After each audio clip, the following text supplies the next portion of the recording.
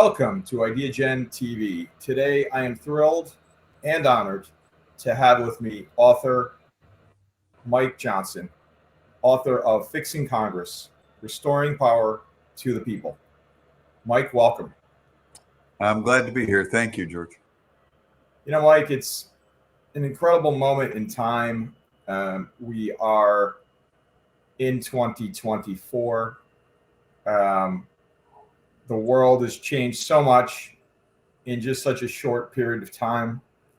There are technological advances like AI that you could argue are many, many multiples of the Industrial Revolution in terms of impact and potential impact. And here you are sharing your story as an expert, having dealt in government for over 40 years, on how to fix Congress and restoring power to the people. I would love it, Mike, if you could please introduce yourself to our audience and provide a brief description of your new book, Fixing Congress, Restoring Power to the People. Yeah, happy to. I am originally from South Dakota.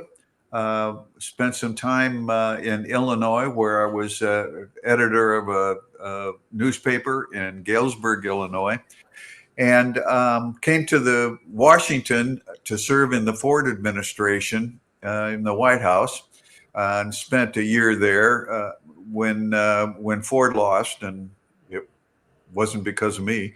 I went to the Hill on the staff of Bob Michael of Illinois, who was then the Republican whip and became the Republican leader of the House, and served with him for a number of years, and then went into the private sector, but continued to work with organizations that were aimed at the betterment of Congress, particularly the Congressional Institute, which I co-founded with my co-author Jerry Clymer, and I'm now retired and doing a little writing.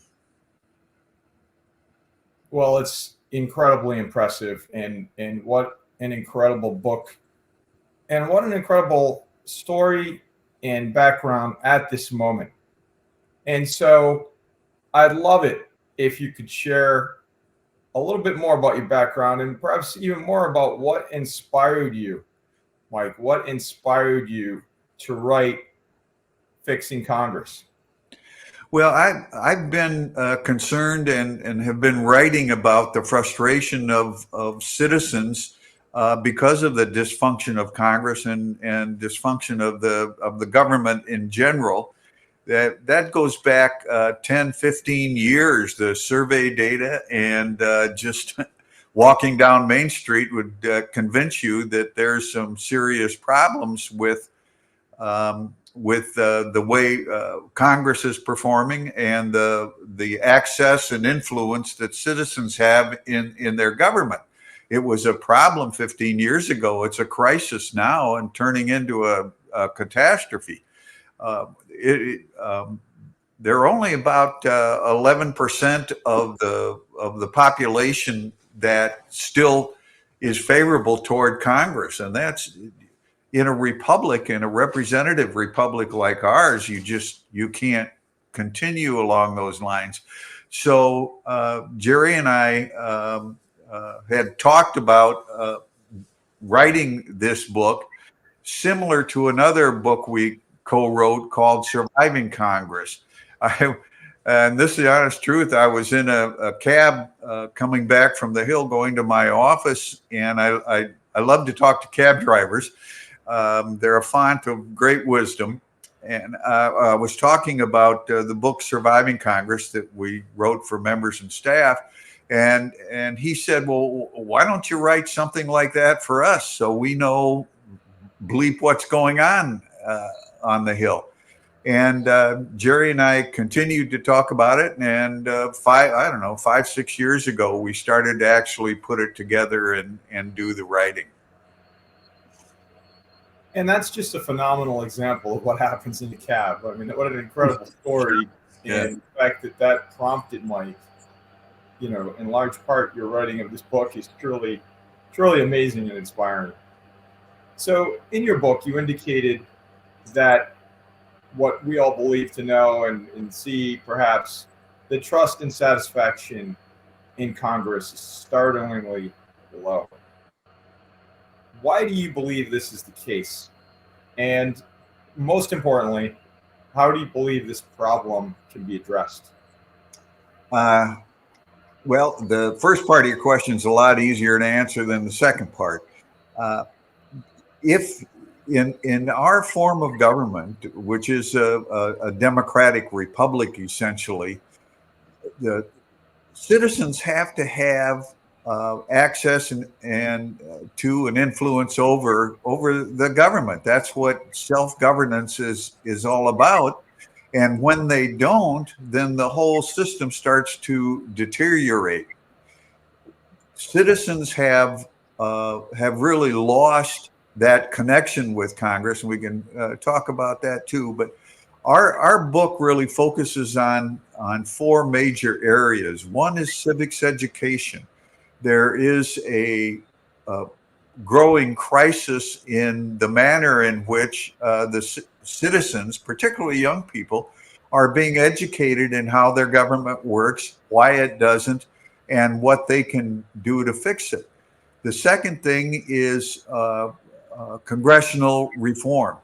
The Congress has to reform itself, and that's not going to happen unless there is pressure from the public voters for them to do it. And the reforms that are needed are many. The next thing is controlling the outside influences on Congress, whether it's lobbying or media or partisan political parties, or general pressure occurring in society. Those influences have to be put in proper perspective so that citizens don't feel like they're being excluded from the process. So many citizens today think their representatives spend too much time with lobbyists and media, not enough time with them. The other thing is civility. That is the base of all of our public discourse and governance. If there isn't civility in the manner in which we conduct ourselves and legislate, it's just not going to happen. And that folds into something else. And what we just talked about is the trust of the American people in their system of government to work. If there is no trust, the government cannot function under our system. And it's still the best in the world. There's no question about that. So trust has to be restored. And that can't be restored unless we start talking to each other in a civil manner, like you and I are. The anger and the hatred has got to be set aside.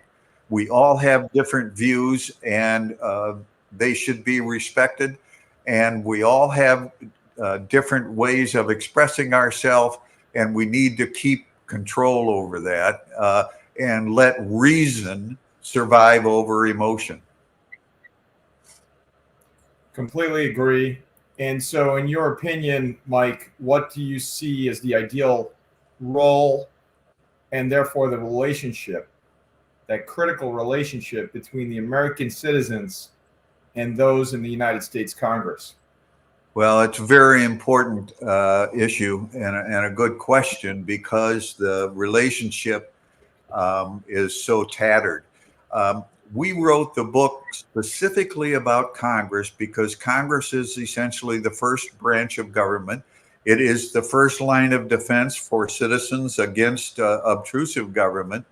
And it is the body that is supposed to be closest to the people.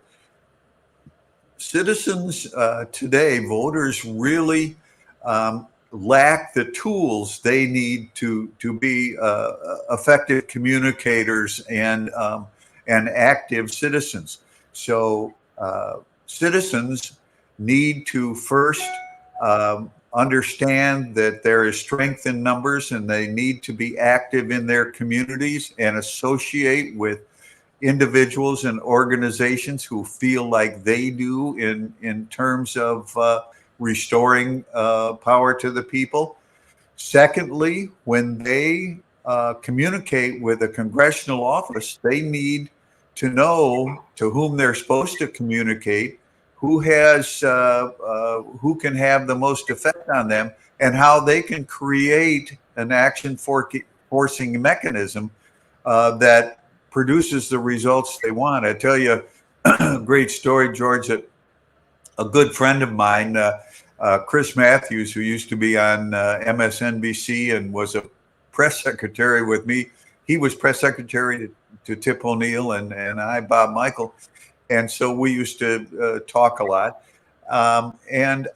He tells the story, and I don't know if it has any validity or not, but it certainly has a lesson about Bill Bradley, former senator from New Jersey, was at a dinner one evening, and he was sitting on the dais, and the waiter came by and said, put a slab of butter on his bread plate. And Bradley turned and said, I'll have two, please. And the waiter said, no, I'm sorry, there's just one to a customer. And so Bradley said, I want two. So please give me two slabs of butter. And the waiter said, no, I'm sorry. There's only a one to a guest. And Bradley said, do you have any idea who I am? And the waiter said, well, no, sir. He said, I am a former All-American basketball player. I'm a Rhodes Scholar. I am now a member of the United States Senate. And more importantly, I'm the guest of honor at this dinner, and I'll be giving a speech very shortly. And so I'd like two slabs of butter. And the waiter said, do you know who I am, sir? Bradley looked at him stunned and said, no, I don't. He said, I'm the man in charge of the butter.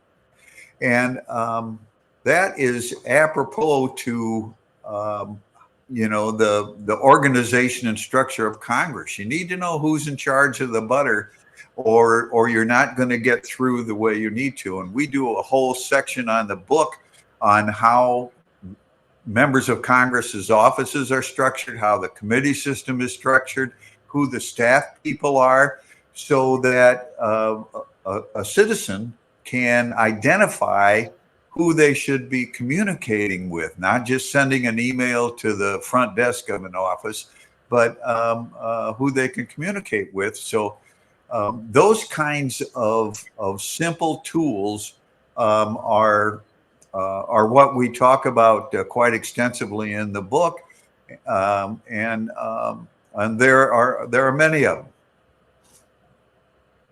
You know, who's in charge of the butter? I mean, that's what an analogy. It's incredible. I love it. Yeah.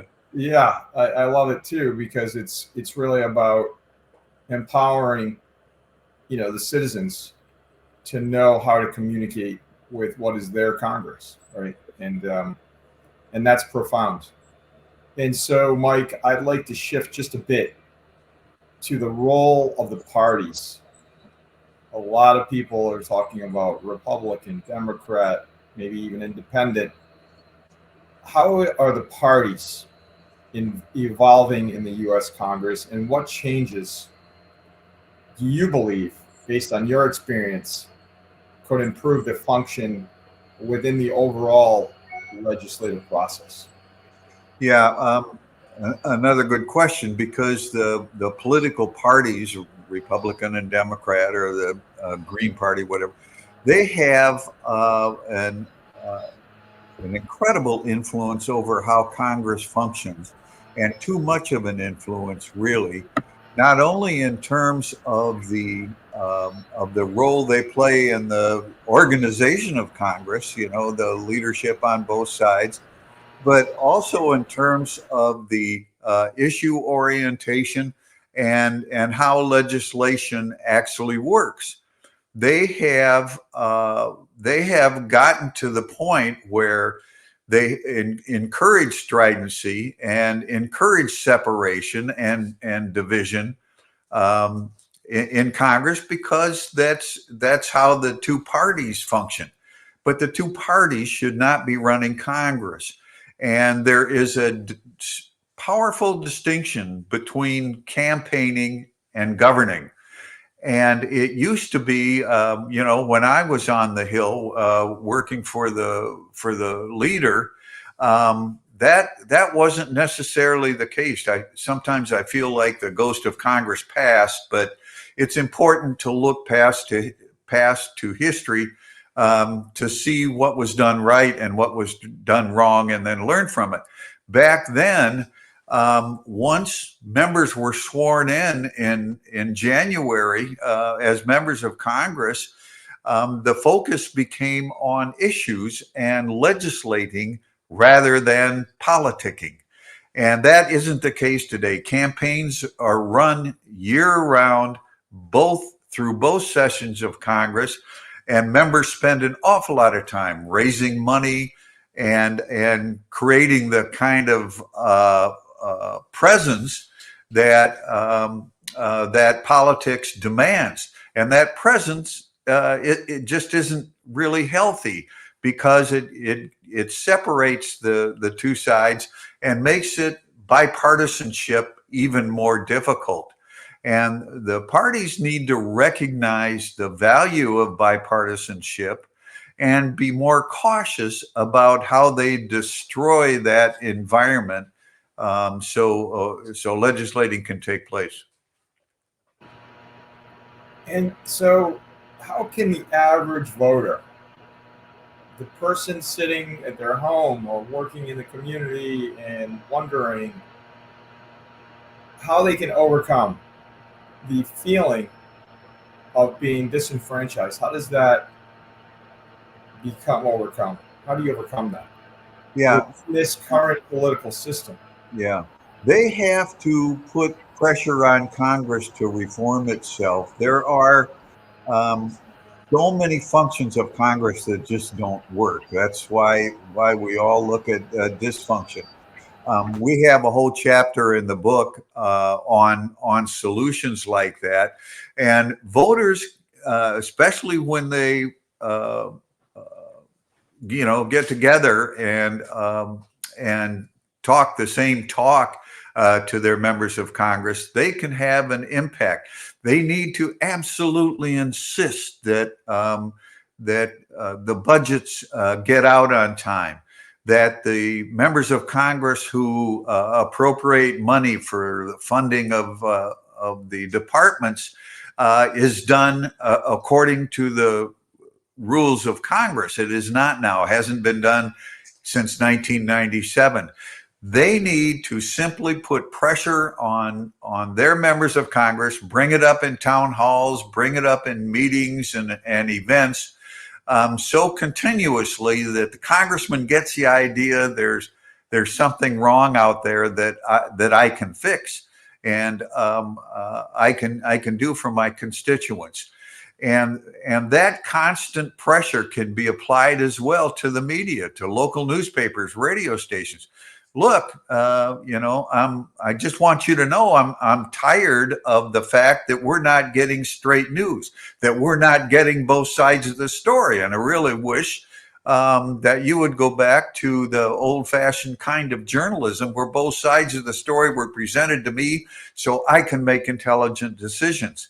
That applies for lobbying. Voters can insist now that the role of lobbyists, which is a legitimate role, there are a lot of very good people and very dedicated people on K Street, but the lobbying rules need to be reformed.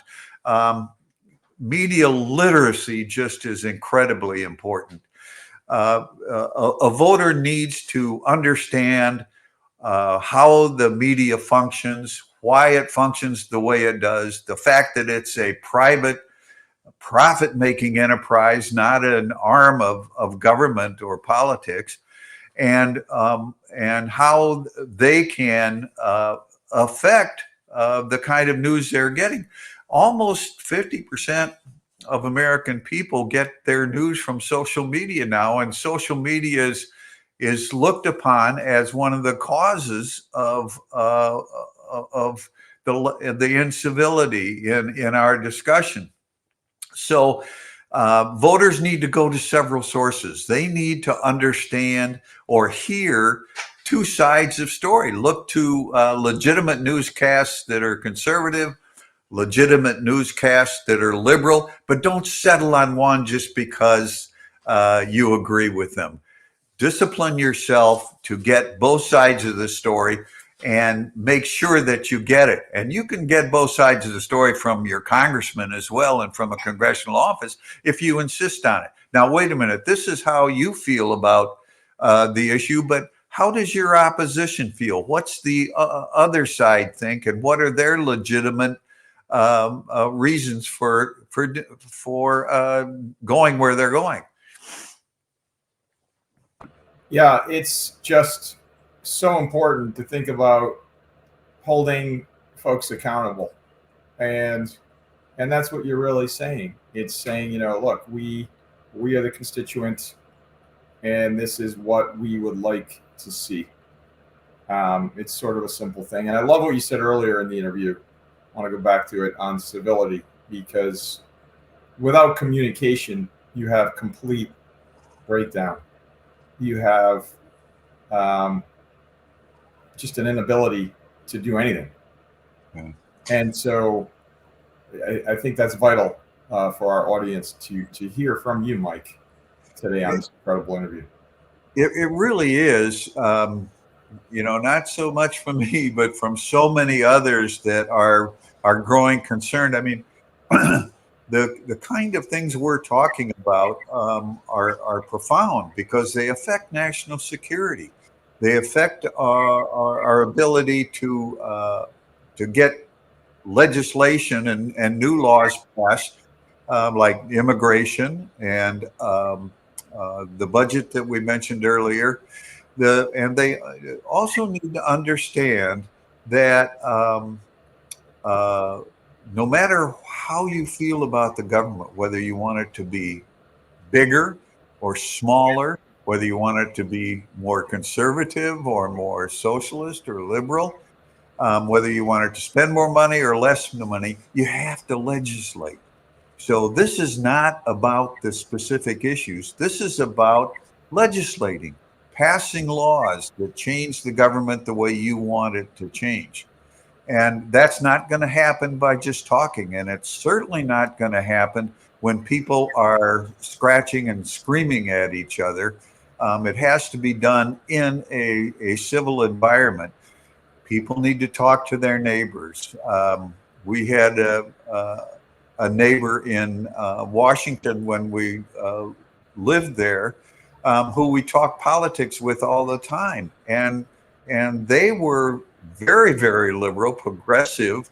I'm a conservative. Thalia's in the middle, and but we got along. We didn't let it get to the point where it got antagonistic, and most importantly, we listened to them because they had something to say, and listening is the most important form of communication.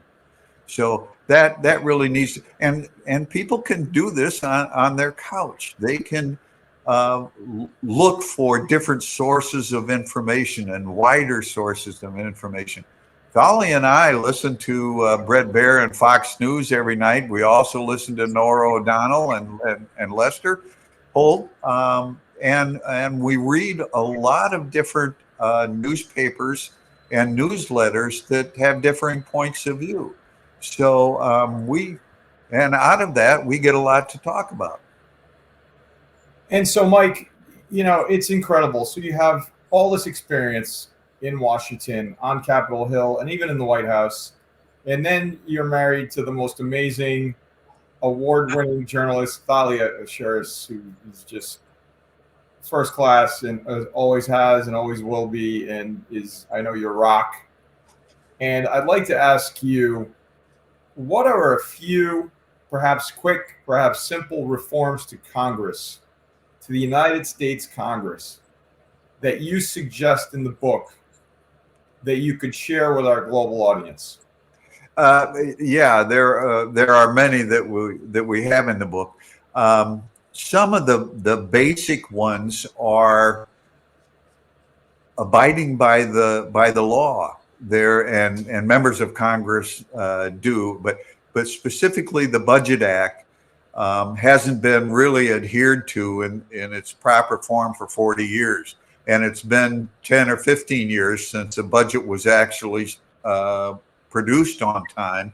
The president sends a budget down too late. So the Congress needs to instruct the president to get his budget there, earlier in the year in February.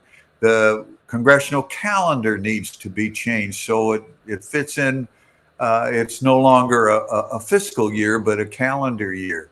The time that members of Congress spend in Washington needs to be addressed. There is a growing interest, and they've done it a little bit in Congress, where members of Congress are there 3 weeks and then home for a week so that they can visit with their constituents for a week rather than just over a weekend. Members of Congress need to be encouraged to get together more. The whole basis of the creation of the Congressional Institute, in which I was involved, was of a fellowship. And Bob Michael, who was the leader then, insisted that when we held a conference for members of Congress, they brought their families, their spouses, and their children, so that one family could get to know another on a personal basis.